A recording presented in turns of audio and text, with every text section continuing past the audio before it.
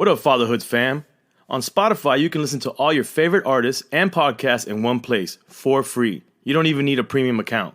Spotify has a huge catalog of podcasts on every topic, including the one you're listening to right now. Follow your favorite podcast so you never miss an episode. Premium users can download episodes to listen to offline wherever you are. Easily share what you're listening to with your friends on Instagram. If you haven't done so already, be sure to download the Spotify app, search for the Fatherhoods Podcast on Spotify, or browse podcasts in the Your Library tab. Make sure to follow us so you never miss an episode of the Fatherhoods Podcast. Yo, be a father. If not, why bother, son? A boy can make them, but a man can raise one. Be a father to your child. Be a father to your child.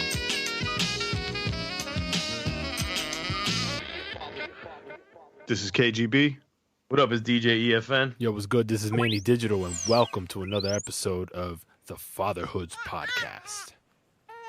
Come on, man. I wanted you to go harder. This is the same energy you giving me, son. Nah, I was going in right now.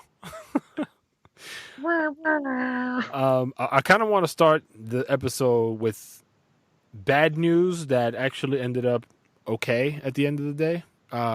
So I sent you guys on the group chat earlier an article about a young lady in the Bronx. She's 16 years old. This happened last night, so that was the 16th of December for those that give a shit about dates. And so it was a young lady. Her name was Karol Sanchez, or is, I should say, Karol Sanchez.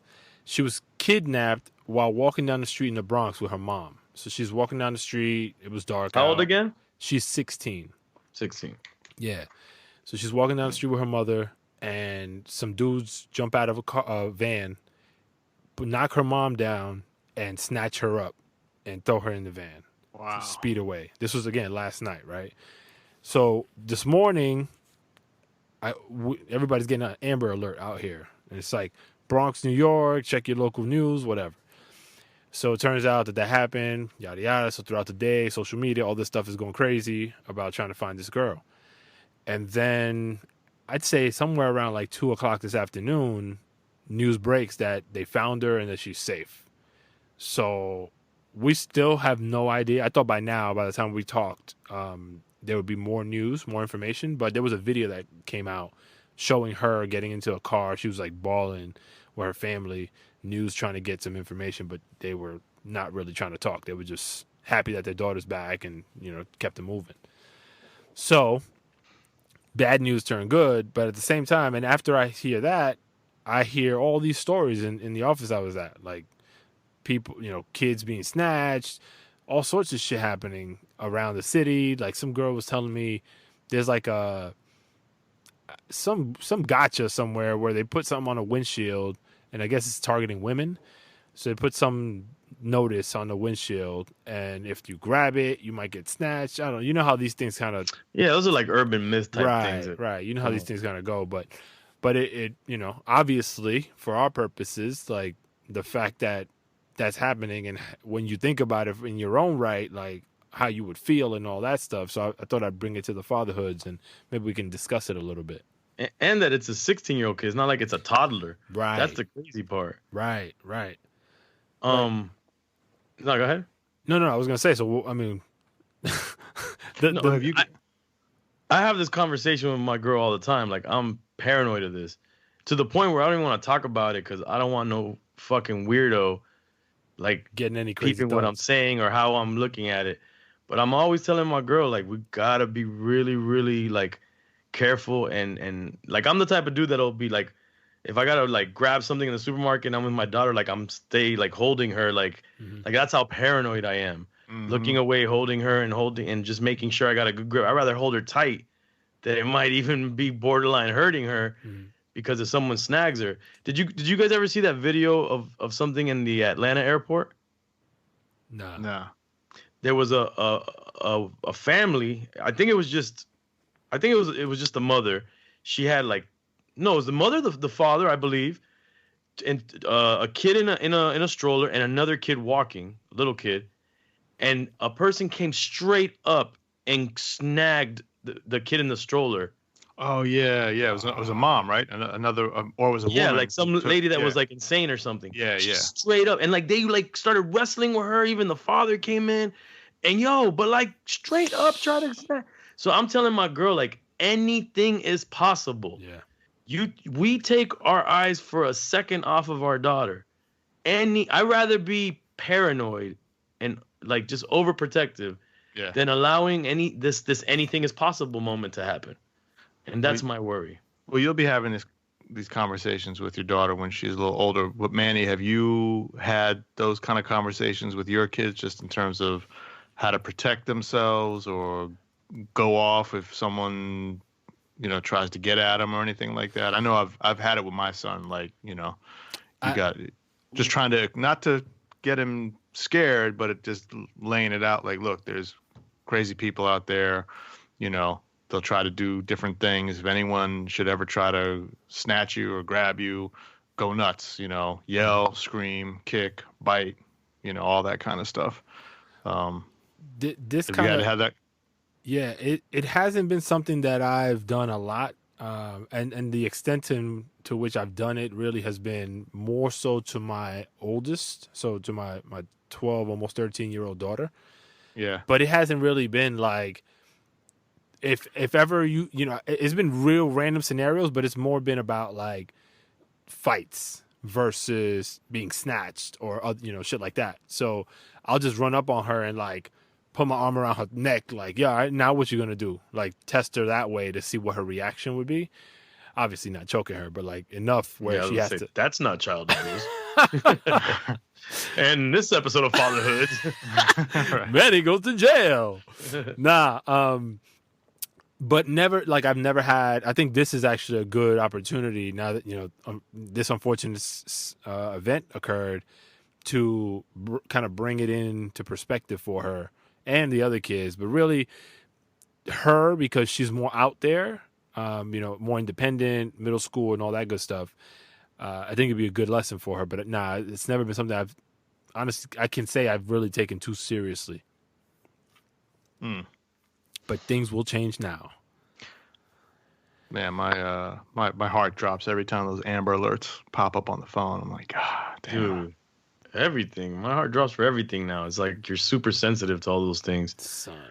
And I actually saw people within the hip hop community kind of writing stuff in regards to like the community making sure that, like, I don't know who it was. I think it might have been someone posted a meme, maybe Sadat X, something about like, if you could beef with dudes in the street, but if you see someone snatch up a girl, you better step up the same way. And like what could people do if they see something like that happening? What would you do? Like any y'all two, if you saw somebody else's kid getting grabbed up, like what would you do? I had an Amber Alert-ish moment last year, and I don't know if it wasn't like a kid. It was about 3 a.m. I woke up and all of a sudden I heard some girl yelling out in the street, "Stop, get off of me," like shit. that kind of thing.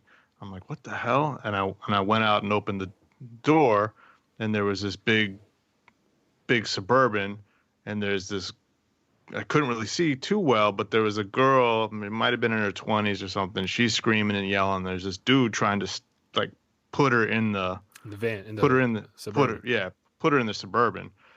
And I didn't know, like, I'd never seen them before. I didn't know what, if they're having a fight or whatever, but it didn't feel right. And so I started running out, and then I started yelling, like, hey, what's going on? That. And you're that guy. Hey, what's going on there? Can't put some bass in his voice. Hey, you pesky kids. So I start running out, and I'm yelling at the dude, and he slams the door. Got the girl in the car, and then he jumps in the car and he speeds off, and I ran into the middle of the street and he speeds off. I couldn't see the license plate or anything like that, but it felt super ill. I was like, oh shit, something is not. This is not like normal shit. Boyfriend and girlfriend. You didn't call the popo after that? I did. Yeah, I did. I went. Yeah. He's like, I ain't snitch. I ain't a snitch. No, for sure. I went in and I was, I said, look. He's like, oh no, I snitched. I'm a civilian. I can snitch. No, man, that's not snitching, man. You need to report those things. Yeah, no, I went in and called and was like, look, this is the car. This is what happened. I didn't get it. They took off too quick to get the license plate, but they're speeding around here somewhere right now. So, but yeah, I felt ill as shit after that. I was like, damn, man. I hope they actually knew each other and it wasn't some crazy shit, some kind of kidnapping, but it sure sounded and felt like it. Fuck. See, that's what sucks about and it happened so quick. I mean, right. You know what I mean? Like you think like, oh, you can just go there and save the day, but it's like I get out of the house and then I see it going on and I'm like, oh shit, I got to do something. I start running out and yelling, and before you know it, gone. For me, I've never had the situation where a kid is being abused or snatched or anything that I feel like is fucked up as it relates to kids happen around me. But I have been a part of situations where adults have gotten into it where I thought the situation was abusive, meaning you got a relatively younger guy going up against an older person, and I have personally jumped in to stop the shit.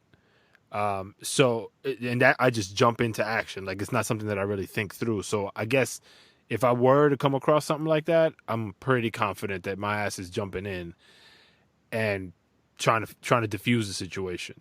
But after each event, so I've done that twice now. I did it once on the bus here in New York, and the other time in a restaurant. And it was both scenarios. It was an older guy versus a younger guy, and the younger guy was taking advantage of the older person, fighting or what have you. And after each event, I'm like, yo, I could have just died. You know what I mean? Like, I don't know if a knife could have come out or somebody else would have came with a gun. You never know what the circumstances are. I just threw myself in it because I saw in my tunnel vision moment abuse, some sort of shit that wasn't right. So I always, like in your scenario, right? Like even that one, I think is a little even more risky, even though I would have done the same. The guys in an SUV, you may not have really been able to see very well what was going on in the SUV. So somebody could have pulled out, fucking, done some crazy been shit. The Mexican mafia grabbing someone up. Yeah. You never. Yeah, I mean, there's a lot of crazy kind of mentally unstable homeless dudes roaming around my area as well. They're in the SUV though. Well, no, there was another. It's reminding me of there's another some rich scenario. homeless people around here. It's now that you're talking about, do you jump in or do you not jump in? I remember a couple of years ago, I was walking, and there was a mom and her two young kids. She was trying to cross the street, and there was this crazy dude who was screaming at, just screaming, cursing at the whole family, and and they didn't know what they were scared to cross the street and all that shit, and that triggered me, and I ran up on him and started yelling at him, and I had a standoff with the crazy dude, and then finally he backed down and walked away, and then the family was able to go. But it's like, you just never know what you're gonna run into. I'm gonna have to call fake news on that one. I can't see you running up on somebody screaming at them. I need to get the confirmation from your wife. Nah, she was there. She was there. No. I'm gonna tell you, I take a different stance than both you guys. Unless it's like outright a little like a child or someone young enough that seems like they're getting abused or taken advantage or kidnapped, I probably wouldn't jump into it, because I just feel like you just never know the backstory to anything, especially if it's adults, and you might jump in thinking you're like trying to help somebody out when they might have been the person that was starting the situation. Oh yeah, they might have done something crazy to that other person, and they're actually in the right. And so my whole thing is like, mind your own fucking business. Yeah. Because that's when you get yourself into some bullshit. And, unless it's like, obviously there's, like I said, if I see kids in some situation or some outright bullying where it's like you see some like nerdy person or something. I mean, even then, the nerdy person might be the psychopath that fucking Columbine on somebody, and maybe they caught him, Yeah, I agree with you on that. Like the whole crazy dude, that's a step in because of the kids. No. The crazy. Yeah. You see that guy's being crazy. That's a little different, And then the other one felt like a kidnapping. Like that was like my gut was like, oh shit, something, Nah, if your gut something's told not you right here. it was, but then again, like he said, that's kind of That dangerous. is on risky. your- Yeah, it because is. It at is. the end of the day, man, what can you really do? Right. Like that's the thing. We can, we as men, we want to pretend that. And I'm not saying that you can't, but I'm just saying we on some macho like we can Yeah. help. And really, all you could really do is call the cops. Yeah. Saying unless you have neighbors that are like rallying around with you, but you jump in the middle of the street at the middle of the night, you don't know how many people are in that SUV. What happens if they turn around and say bomb, shoot you, and take off with the girl, and now your family's without dad? Yeah. Yeah. Like that might be true. a little too deep, but I'm just like, it's not worth it. I mean, I feel bad for the people involved, and if something's bad, but what can you really do but hurt yourself? Yeah. No, you're right. It's exactly my point. It's like, that's not smart shit on my part. But at the same time, it's like, and I think the kid thing just elevates everything. So like my not so common bright sense in those situations, I probably go do some off the wall shit that could endanger me even further to try to intervene and help, in that situation. For sure. But yeah, bro. So Yeah, definitely have to. I mean, we've talked about this before, just in terms of now that you have kids and you have family and all that stuff, you have a lot more to lose by just making quick decisions that that might seem like a good thing at the beginning of it, but like you say, you don't even know what the hell a fight is about, or any of that kind of shit. So You never know. So, changing topics, your daughter is not approaching 2. She's like 1.5-ish, right? 19 months. Yeah. Ish? Yeah. Yeah. So what's going on in her world? So, and I've been meaning to talk to you guys about this to see how you approached it. We're trying to get her into the whole thing. We've been trying, so it's not like we're just starting now, because that would be late in the game. To brush her teeth and address dental health and oral health. And so it's just it's difficult. It's difficult. She doesn't want to brush her teeth. We want her to and we're trying different things. We bought a new toothbrush that it whatever, it vibrates and stuff. This sounds terrible, but all of this to try to get her to brush her teeth thoroughly. But we notice that she doesn't do it everywhere, and then when we try to do it for her, she doesn't want to do it. And we're physically seeing we feel like maybe we're overreacting, but we feel like we might see like a little tartar in her front teeth that she's not being able to get to. So what did you guys do to address that type of stuff when your kids were young? We pretty much stayed on him to brush his teeth, and we still stay As a on toddler? him. Yeah, I mean, we did it for him. Like, we taught him how to brush his teeth, and did a lot of brushing for him at the beginning. So he And then- never slapped your hand or moved his mouth and not let you. She'll close her mouth on the damn toothbrush. Nah, he was pretty cool Man, I don't about know. it. You guys be acting like your kids did everything perfect, bro. Nah, Hell definitely fucking not. no. No, I mean, he was pretty cool about it. I think what got him is when we finally took him to the dentist, and I think we were a little bit late in the game, and at least talking to other people about when Right. I think he went to his first dental visit like when he was 4 or something like that. And maybe that's late. I don't know. Nah, I'm trying to go. I heard two is the right age to start going, and I'm gonna try to Italy to make sure that she's good. Yeah, I don't know if maybe it was 4, something like that. And he was able to communicate with the dentist, and the dentist was telling him all this stuff. I think what helped him out was like they give you the they do the exam, and then he got a scorecard of like, okay, you're doing, you're 3 out of 5, you can improve upon this, that kind of stuff. Here's what you need to do better. And then I think that that intrigued him a little bit, and like, oh, okay, let me try to get to that 5, or let me try to get to that 4, whatever the number was. Right. I can see that at 4, but we're not even at 2. Yeah. So the understanding and the communication isn't there yet. Yeah, I think I seem to remember we probably brushed his teeth for him for a good chunk of years to make sure that we were getting everything right. Yeah, we try, but she fights it, man. Like we do our best, and we do it. And then she does some of it too. Like she'll basically Yeah. just chew on the toothbrush, and supposedly that's why the vibrating toothbrush is good, because it'll kind of do the work while they're chewing on it. I mean, my argument was always, well, they're gonna fall out anyway. There's just the temporary. So I mean, my wife was like, That's what Shut what I'm up. hoping. The other thing having to do with teeth that we kind of, it took us a little, I feel like we were a little late in the game, even though I didn't think we were, was that her front teeth were starting to come up because of the what you call it, el tete. Oh yeah, see yeah. it? The pacifier. What do you call it in English? The pacifier. And when we took her to, I don't know why I always want to say when we took her to the vet. Shit! We took her to the pediatrician.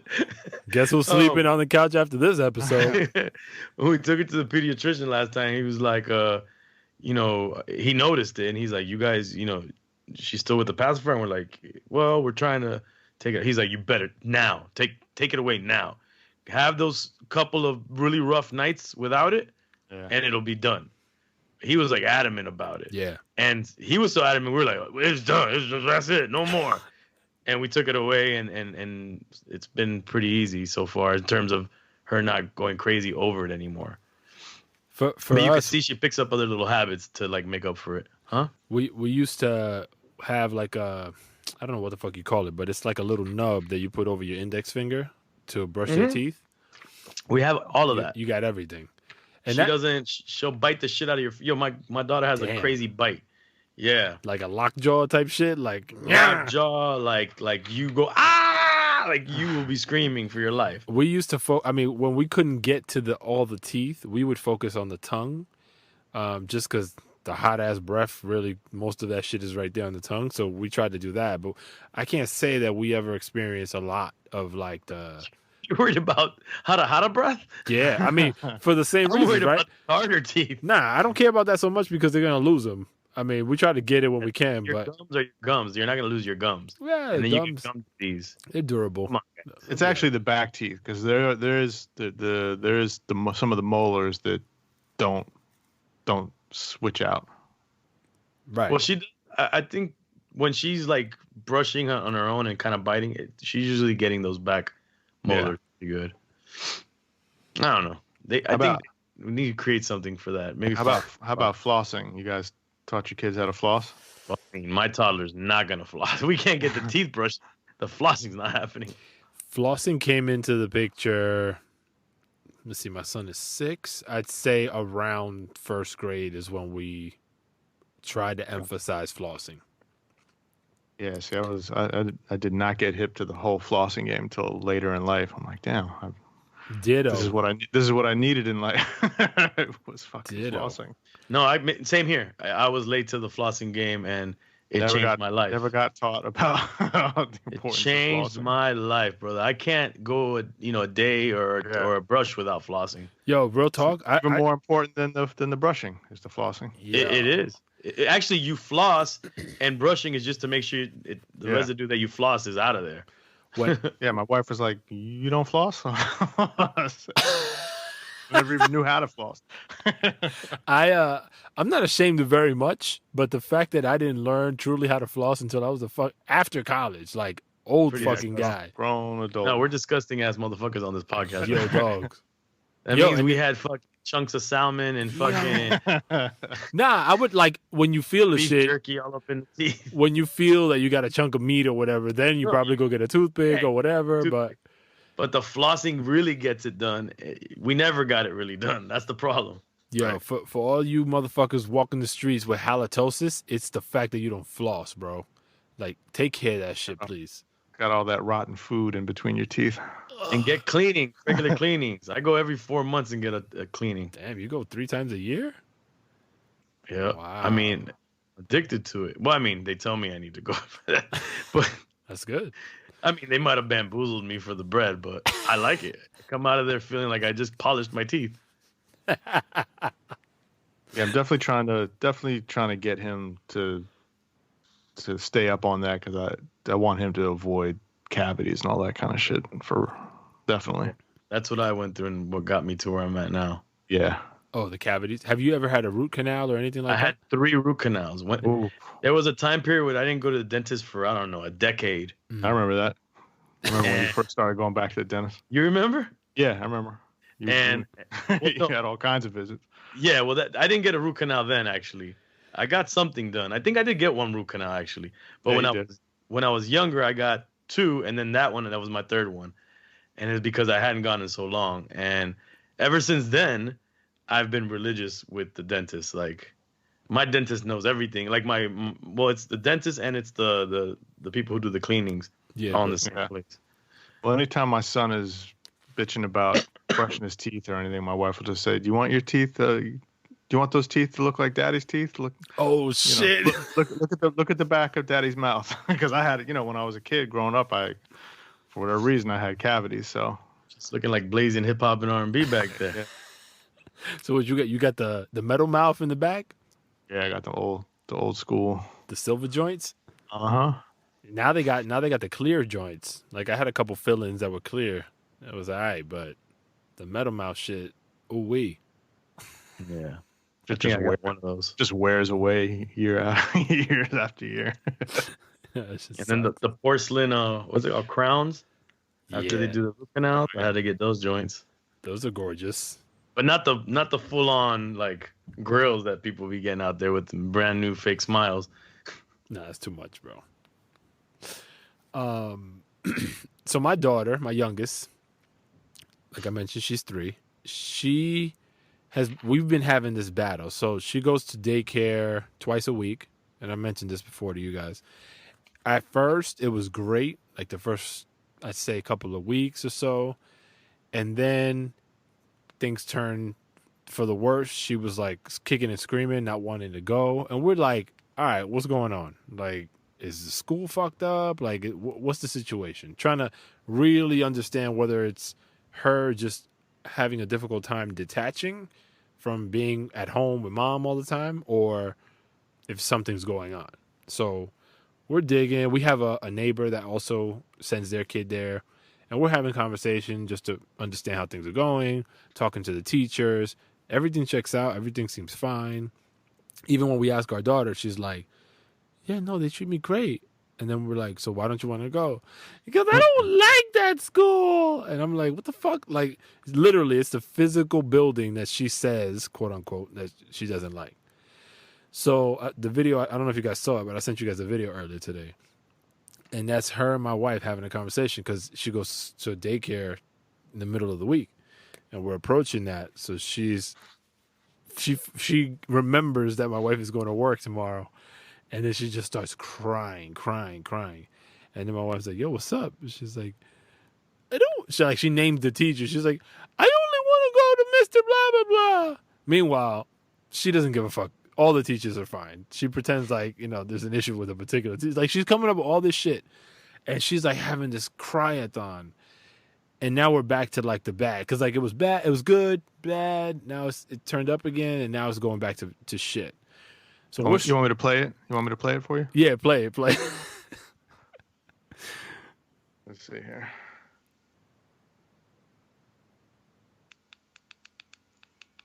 I decided I don't want to go to my class. I want to go to Mr.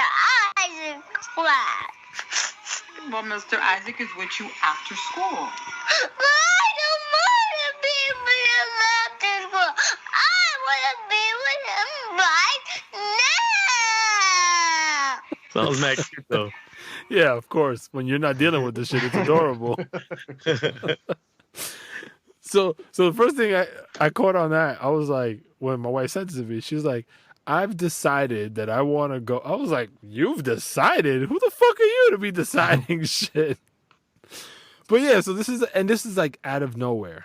Like, she'll be completely fine for a second, then the thought hits her head, and then this shit ensues. And it's like bawling tears. So I bring all that up, Kay, to ask you, like, did you have these moments? Like, how were you able to cope? Yeah. Teach me, sensei. Actually, we had the second year of preschool, we had a really rough go at it. I mean, it was almost every time I dropped him off. I had to take, I walk him in, and then when it would be time to leave, he'd grab onto my leg or grab onto me and start tearing up and crying and wouldn't want to let me go. I'd had to enlist a couple of the teachers, and they'd have to kind of pull him off of me and talk him down. And, I'd look back and he's crying, Daddy, and he's crying. That's gotta be heart-wrenching, man. Oof. That's the worst. Man, it was tough. That was hard. You just look back and then I would get a text from one of the teachers maybe 10 minutes later, like, he's fine now. He's totally good. But it was every morning. And this went on for a couple months. And this was just like without fail every morning. We'd like pump him up. We'd get on the drive to school. Yeah, everything's cool. He's hype. Everything's cool. And then as soon as we get there, we start walking in, I can see the tears welling up in his eyes, and he's getting in a funky mood. And I'm like, damn. Get in there, and I'm trying to figure out when the time to break out is. And then, it was just, luckily we had some good teachers who they really liked him, and, they wanted to work on the separation anxiety portion of it with him. But yeah, that's tough. And also, you just really don't know where it's coming from. That's the thing, because if we can pinpoint it, it's easier, but we don't fucking know. Yeah, you don't know if it's like, or they have, is she having a problem with some of the kids? She doesn't like the kids. Is there something else that's going on? You just don't know. And that's kind of, that's the troubling portion of it all. But even now, like when my son will be like, I really don't want to go to school today. And then I'm thinking, all right, well, what is the real underlying factor for that statement? Is it because you just want to chill at home, or is there really something else that's like bottled up, that's brewing, that we don't even know about? Yeah, you become a psychologist almost, like in a moment's notice. Yeah. The thing with my daughter though is like, and I think we would take it really seriously if she did come back with something that pointed in that direction of the teachers misbehaving, or not doing what they're supposed to, or other students, her having an issue. But every time consistently, she has no issue with the teachers, she has no issue with the classmates. So and I've been in the classroom, I kind of see the dynamic. Like when she walks in the door, the class goes nuts. Like they love her in her classroom. So, and she, kids love attention. So I'm like, I know you get this every day. Like, why wouldn't this be the thing that kind of motivates you to come? And it's just tomorrow we're gonna see how shit goes. I guess really it boils down to it. Pretty much sucks to just leave the crib. You know what I mean? Whether you're a kid or adult or whatever, you like to stay home. And so obviously, especially with kids, if they're comfortable, why the fuck do I got to go to school? Yeah. Like, why do I got to go somewhere else? The day like, seems to them. Remember we talked about this before. Like, yeah, for us, it's like, you'll be out of here in no time. But for them, that day is like a week. Yeah, it's eternity. And now that the sun goes down so much earlier here, like she sees, that's another thing actually. So she'll see the kids in her class, like, parents come pick them up early or whatever. And then the numbers diminish quite substantially, and she feels like the last one there, Yeah, that used to scare me when I was a kid, dude. Yeah, I mean, we've been blessed that we were able, we've been able up until now to any of his school stuff. We're bringing him home when school is over, where there's a lot of the other kids. They're there till 6 o'clock or whatever, doing 5, 6 o'clock, because they, the parents are all out of the office or can't, so it's like there's those after school programs at the school, and that's a long day, especially for some of the younger kids. Yeah, I used to see a lot of his friends, like last year in kindergarten, when school would end, they're kicking and screaming and crying because they don't, they're like, all right, school's over, but then they have to get into the after school program line and then do all that shit, and they're all upset about that. Sucks. They got detention. It's a long day. Preemie detention. Yeah, it just sucks. How long is her day at daycare? It's 8:30 to 5:30. Oof. Yeah, it's long. That's long, man. Yeah. Whatever. She's just gonna have to fucking deal with it. Yeah, because we don't have any options here. All right, guys. Stuff to look forward to. Yeah, I can't wait. I can't wait till not that I wish this on you, but I can't wait to hear how your shit unfolds. EFN. And then with the little brother in hand. Yeah, that's gonna be fun. Today we got to hear the heart for the first time. Oh man, was that any different than the first time, like with your daughter? Well, it was in the fact that I was in almost pretty much 99.9% of all the doctor visits last time, and this time around, usually to make things easier, I'll stay with our daughter while she goes to the doctor. Okay. Because these visits, we're going to a different office now, doctor's office, and they kind of tend to like make us wait, for too long. Yeah. And our daughter goes, gets a little crazy and stuff, and it just doesn't make sense. It's just stress for my girl that she doesn't need while she's at the doctor's office. Are you guys planning to go down the same route as far as the birth? Man, we're in a weird. We're in a place right now that has that option that she found, and it has one of the midwives from the other place we were at. But it's set up a little bit differently. It's more of like hate to say this, but like a pregnancy factory. The other one was more like boutique. Like you went and it was like only like 3 or 4 people that were going there at a time, and it was like they had 2 rooms, 2 rooms to give birth, and then they had like 2 or 3 rotating midwives, and everybody knew everybody. It was like a family.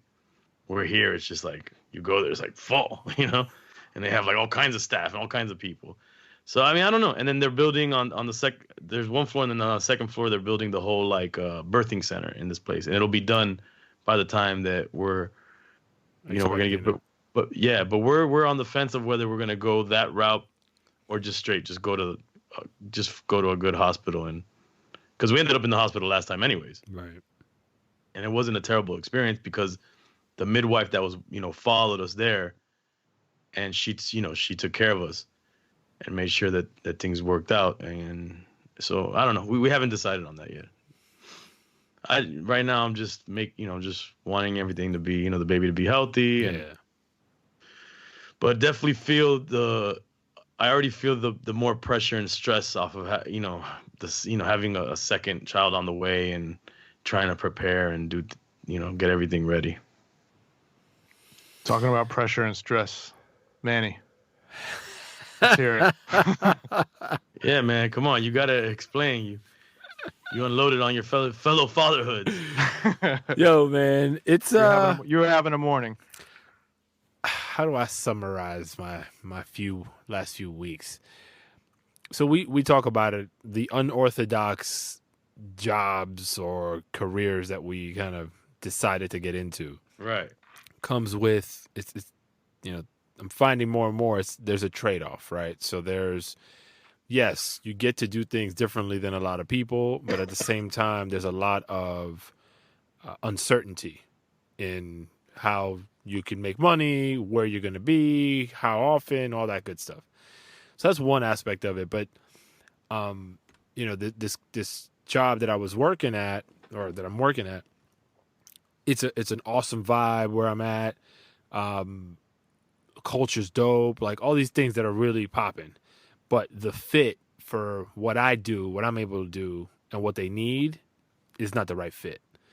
And so I approached them and I was like, listen, man, I really appreciate the opportunity. I know, the person that brought me in, I was like, yo, you stuck your neck out for me. And I really, there's not enough words for me to express how grateful I am for you to put your neck out on the line like that.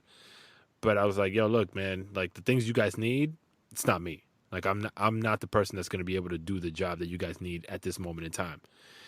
And, that was hard for me to just come out and say, but I value relationships way more than I value the dollar at the end of the day. Right. And so some scumbag could have probably tried to coast through the shit and, fake it till they made it. But for me, like the company's in a great spot and I don't want to be a detriment to their progress. All right. And so that, building up to that moment, there was a lot of like stress, just trying to figure shit out and really do a good job. But finally coming to the conclusion, I was like, look, I'm trying everything. It's not sinking in. I'm not the right guy. So getting to that point was kind of its own stressful journey. But then today it was just like, a culmination of different things. Like, the work-life balance hasn't been great as I'm trying to navigate through this. So I haven't seen my kids and, gone through the routine with them. Even over the weekend, like it was nonstop work on some other shit that I'm doing. So the last, like, I'd say 5 days or so has just been jam-packed with like no time for shit. So this morning EFN's like giving me shit. And I'm like, yo, bro, the jokes for today, no go. But it's funny, after that, things started to get better. So me letting you have it a little bit, I think helped. I was gonna clap back, but I was like, you know what? Because I was gonna just be like, I'm still gonna clown. I know. And make it worse. I was expecting that. But then I was like, you know what? On some real shit, I was gonna be like, he probably feels how I feel a lot of the time. I thought about that. I actually, because I know that you've had like more traditional career jobs. Yeah. And me and Kay maybe less, and it is stressful when you're in working in those environments.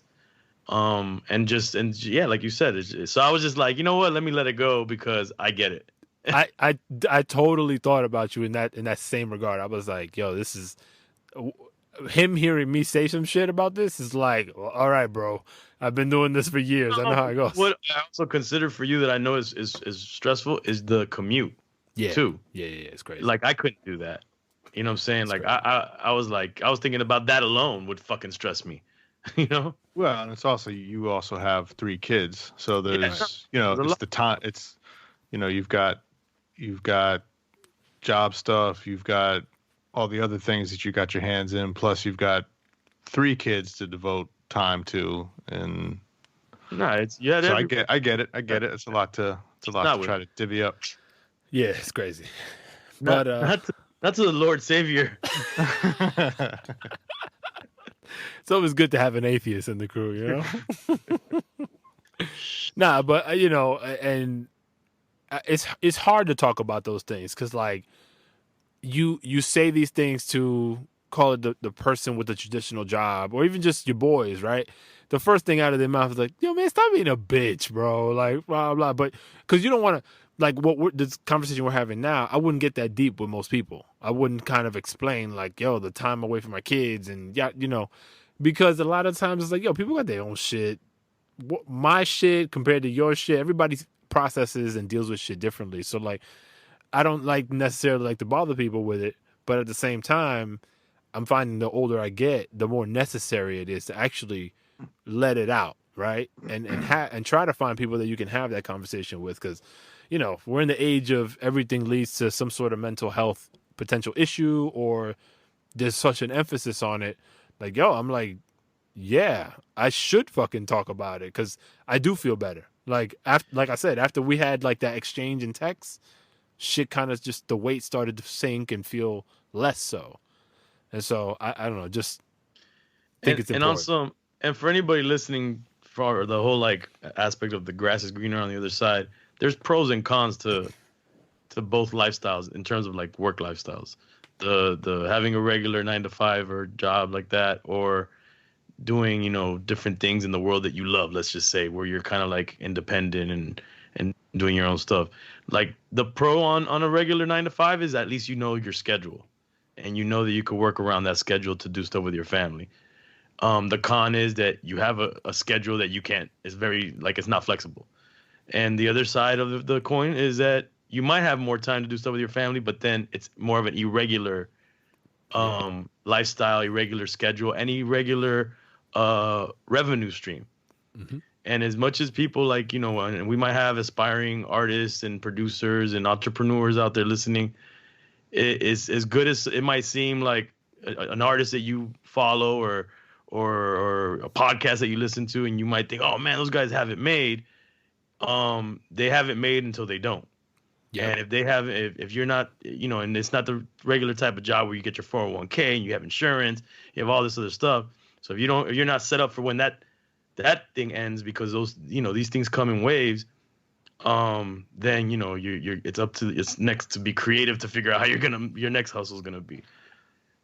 But going back to what you said, Manny, about it being busy and you hadn't seen your kids in a couple, doing the regular kind of stuff that you do with them or the regular routines, like knowing that kind of stuff is important too. I think like the older we get and or at least the more focused we are on what our priorities are and what's important and like how to arrange your time so that the important stuff gets done. Like that's super beneficial, I think, for people to think about. I mean, even for myself, like I had a pretty busy week last week with lots of stuff going on, and there was quite a few evenings that I wasn't around for the normal, dinner time or any of that, just the kind of normal interaction that my son is used to. And that took it in through the weekend. There was a bunch of stuff going on that I had to take care of as well. And at one point, I had seen my son in the morning and told him like, I'm going to be back for dinner tonight. Don't worry. We're going to hang out.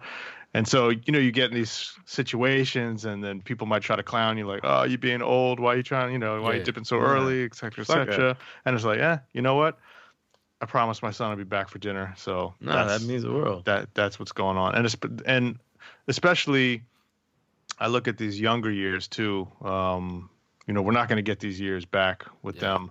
And especially in these times where they really want to hang out with you and they want to see you and be with you, like the more that I can make that happen and, accommodate my schedule to take advantage of that. That's a good thing in my mind. I agree. I can't find a better way for us to end the episode. I think that was perfect. So Shazam. Peace. Yeah. All right. Shine your light. Later.